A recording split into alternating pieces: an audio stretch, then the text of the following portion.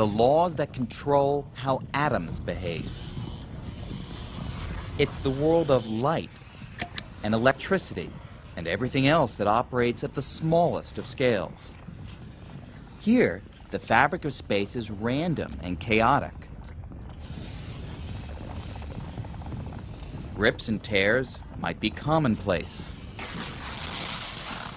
But if they were, what would stop a rip in the fabric of space from creating a cosmic catastrophe? Well, this is where the power of strings comes in. Strings calm the chaos. And as a single string dances through space, it sweeps out a tube. The tube can act like a bubble that surrounds the tear, a protective shield with profound implications. Strings actually make it possible for space to rip. Which means that space is far more dynamic and changeable than even Albert Einstein thought. So, does that mean that wormholes are possible? Will I ever be able to take a stroll on Everest?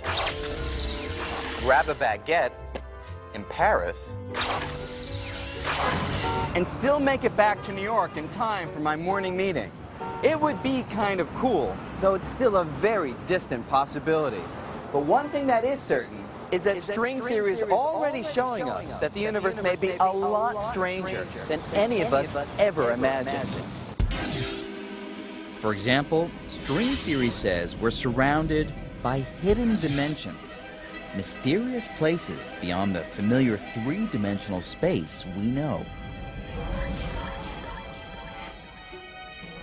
People who've said that there are extra dimensions of space have been labeled as, crackpots or people who are bananas. I mean, what do you think there are extra dimensions? Well, string theory really predicts it. What we think of as our universe could just be one small part of something much bigger. Perhaps we live on a membrane, a three-dimensional membrane that floats inside a higher dimensional space. There could be entire worlds right next to us, but completely invisible. These other worlds would, in a very literal sense, be parallel universes. This isn't a particularly exotic or strange notion. No wonder physics students are lining up to explore the strange world of string theory. String theory is very active. Things are happening. There are a lot of people doing it. Most of the young kids, given the choice, at a ratio of something like 10 to 1, they will go into string theory. But strings weren't always this popular.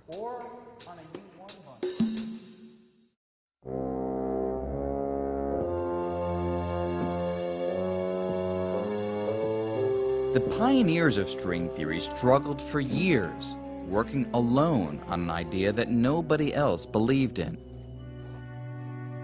Here's the gist of it.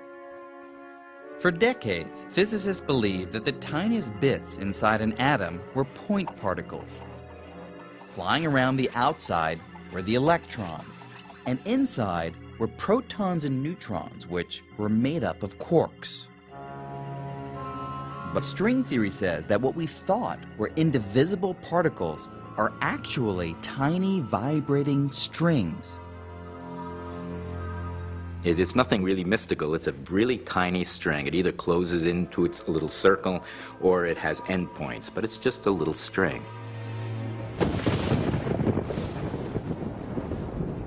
In the 1980s, the idea caught on, and people started jumping on the string bandwagon. Well, the fact that suddenly all these other people were working in the field had its advantages and its disadvantages. It was wonderful to see how rapidly the subject could develop now because so many people were working on it. One of the great attractions of strings is their versatility.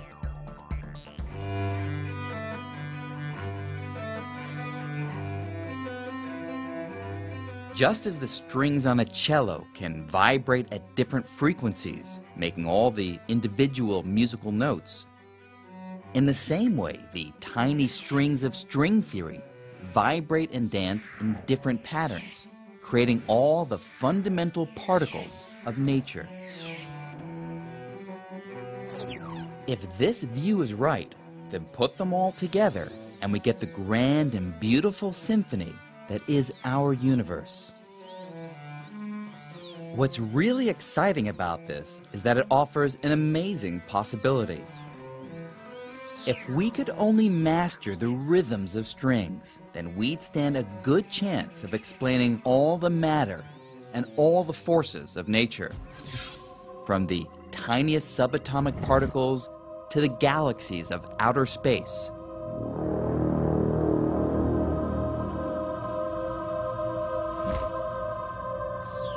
This is the potential of string theory, to be a unified theory of everything. But at first sight, in our enthusiasm for this idea, we seem to have gone too far.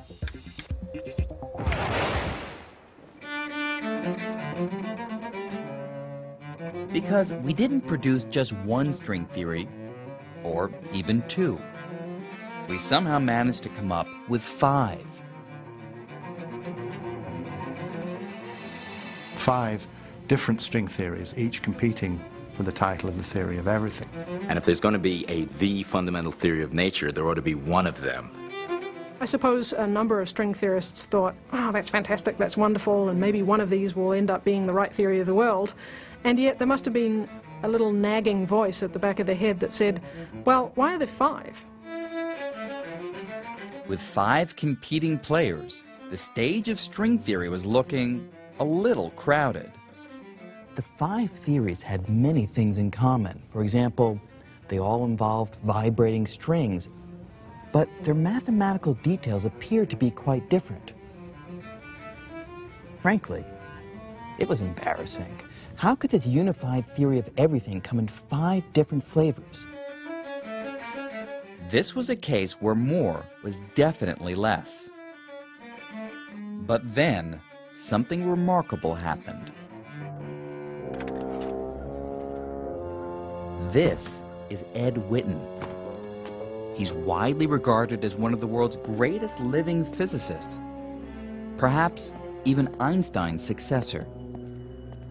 Ed Witten is a very special person in the field.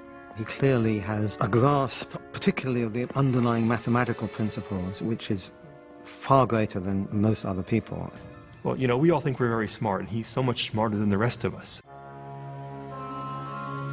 In 1995, string theorists from all over the world gathered at the University of Southern California for their annual conference. Ed Witten showed up at Strings 95 and rocked their world. I was really trying to think of something that would be significant for the occasion. And actually, since 5 string theories was too many, I thought I would try to get rid of some of them.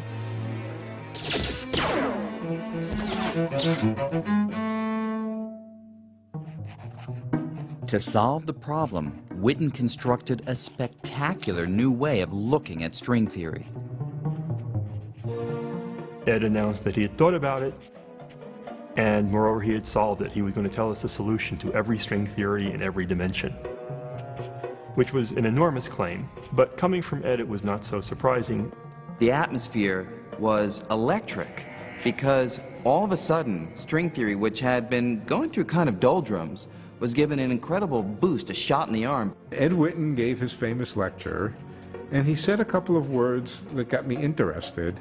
And for the rest of the lecture, I got hooked up on the first few words that he said and completely missed the point of his lecture. I remember I had to give the talk after him, and I was kind of embarrassed too. Ed Witten just blew everybody away. Ed Witten blew everybody away because he provided a completely new perspective on string theory.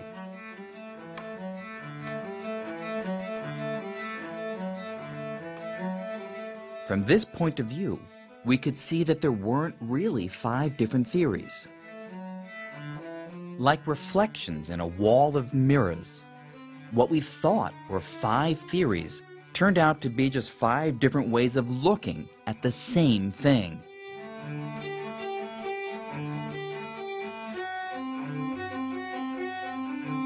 String theory was unified at last.